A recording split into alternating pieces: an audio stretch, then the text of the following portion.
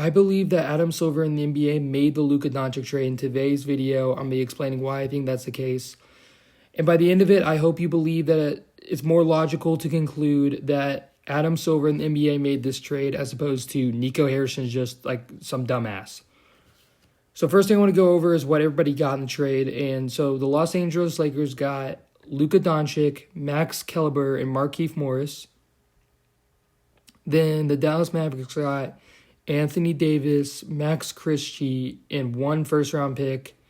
And then Utah Jazz got Jalen Hood-Stefano, 2025 second-round pick from the Mavericks somehow. And then the Clippers one is from the Lakers. So first thing I want to go over is that 2029 first-round pick, Nico, it's not going to be worth shit. Why? Because Luka Doncic's now on the fucking Lakers, you dumbass. So that pick's not going to be worth shit. It's going to be a later, like a 32nd first-round pick. Ooh.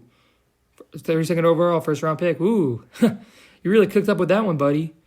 And the other thing I don't get, Nico, is you somehow gave up 2 role players for 1, and you gave up... How the fuck do you give up a draft pick in this trade? How the fuck is that possible, Nico? Makes no sense at all. And then you said... I saw him saying like some interview where like the reporters were just fucking roasting the shit out of him. And they were like, why do you do this? Like this trade made no sense. And then he goes like... Oh, bro, you didn't even get to see my team, bro. You saw him for 2.5 quarters, man. 2.5 quarters. Yeah, maybe because you traded for a 32-year-old injury-prone Anthony fucking Davis, you retard. And then after that, Kyrie Irving is 34 years old, and he's never played that many minutes in his life. He had to play a lot more to make up for the gap that AD left and Luka left, and then he got hurt. So, yeah, that's what happens when you have old people who need to play a lot, buddy. They get hurt. So... Great job. You're in the NBA for how many years now, Nico? You still don't know this shit? And you got Max Christie, one young prospect. So this is the other thing I want to say. It just can't be Nico Harrison's a dumbass. Nobody's just dumb.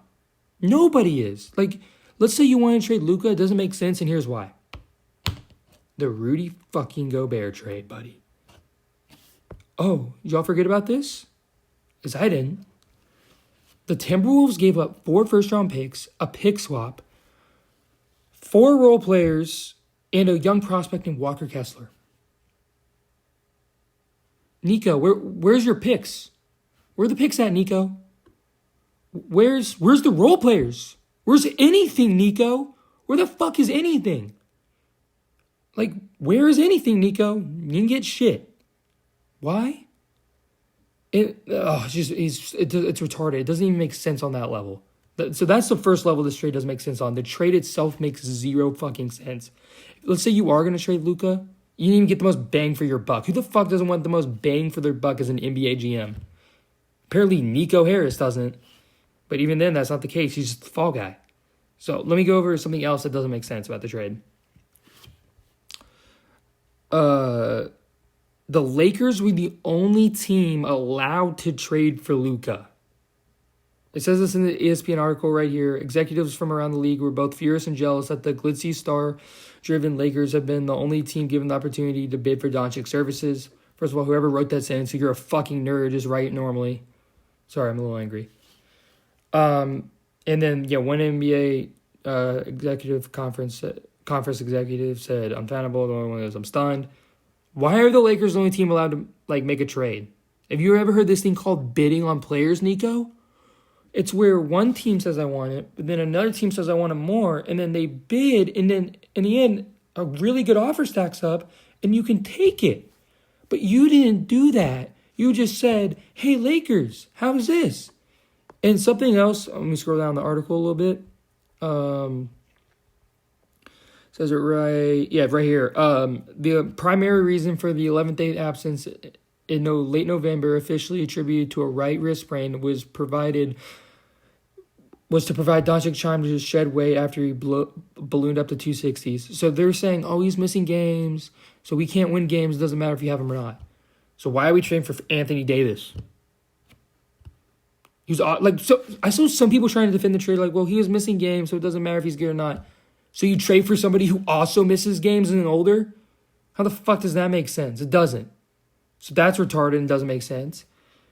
It's just, the whole thing is dumb. And then let me get into this point as well. the trade talks were initiated by Dallas. Dallas came to them with that fucking offer. It wasn't the other way around. Why the fuck how is that your offer? Like, have you ever heard the saying? It was like, shoot for the moon, that way you'll land on Earth. Bro shot for like the fucking crater. Like, what? Like the Earth's core. Like, what? That's my whole point. That's why this trade makes zero sense. And here's what people forget. I sound like Joe Rogan. People forget, man. What was the narrative about the NBA before the trade? Does anybody remember? Anybody in the class? I'll tell you what it was. NBA ratings were down. That was the narrative. I'm a casual basketball fan. I'll admit, I'm pretty casual. But I remember just seeing all the time, NBA ratings are down. Oh, NBA ratings are low. Oh my God, NBA ratings suck. And that means when the ratings low, and I see this article come out, and why its new media partners should care. Now the NBA's money is about to get fucked with. And Adam Silver can't fucking have that. He tried the NBA Cup. This is the nuclear this is probably his last option. He tried the NBA Cup. He tried some other things. He tried changing the game so people would play more. And then he had to deploy the fucking nuclear option of trading Luka Doncic. This is why also I believe they picked Luka to trade. Not just anybody. It had to be Luka. Here's why. He's their youngest, biggest star. By far. If you don't believe me, you got the numbers right here. Okay, so this is Wembanyama's rookie. This was from 2023 to 2024. The reason I picked that one as opposed to this year is because Luka was on the Mavericks the whole time. The other one, he's on the Lakers partially. He passed Wemby, by the way, and the Lakers won. So he's the third highest watch player. But, so it was whatever, fourth. Luka Doncic, man. Fourth highest watch player. And what team did you put it on? You can look this up on any website. You'll get the same thing. Maybe it's not the most reliable, whatever. Your biggest team. So you put your biggest, most popular young star on your biggest, most popular team. I wonder what that equals. It equals fucking ratings. What? No way. What? And when did the gains go up?